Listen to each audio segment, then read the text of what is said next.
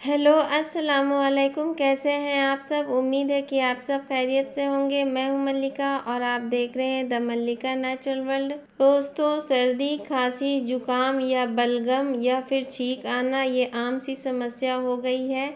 इससे बचने के लिए कुछ ऐसे घरेलू और नेचुरली नुस्खे आपके साथ शेयर करने वाले हैं। इसे ज़रूर आजमाइएगा, इससे आपको 100% फ़ायदा होगा। तो चलिए जानते हैं। दोस्तों, आप 1 गिलास दूध लें। दूध में खजूर डाल दें, 6 से 8 काली मिर्च, 1 चम्मच हल्दी। इन सब को उबाल कर दूध जब आधा हो जाए तो इसे छान कर गुनगुना रात को सोने से पहले पी लें।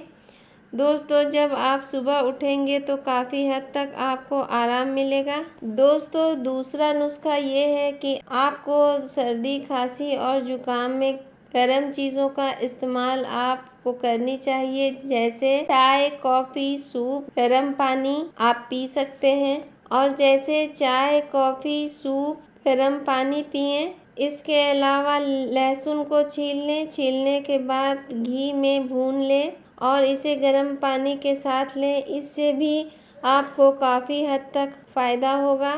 इसके अलावा दोस्तों, हल्दी को गर्म दूध के साथ लें। साथ ही आपको बार बार छींक आ रही हो तो बड़ी इलायची आपके छींक को रोकने का काम करती है, क्योंकि इसमें बड़ी इलायची में मौजूद एसेंशियल ऑयल आपके छींक को तुरंत रोकती है।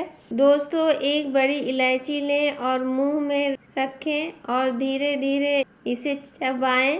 इससे आपकी छींक काफ़ी हद तक रुक जाएगी। साथ ही दोस्तों, इन नुस्खों को आप रेगुलर 1 सप्ताह ज़रूर कीजिएगा और इससे आपको 100% फ़ायदा होगा। तो दोस्तों, मेरी वीडियो पसंद आई हो तो लाइक करें और मेरे चैनल को सब्सक्राइब करें।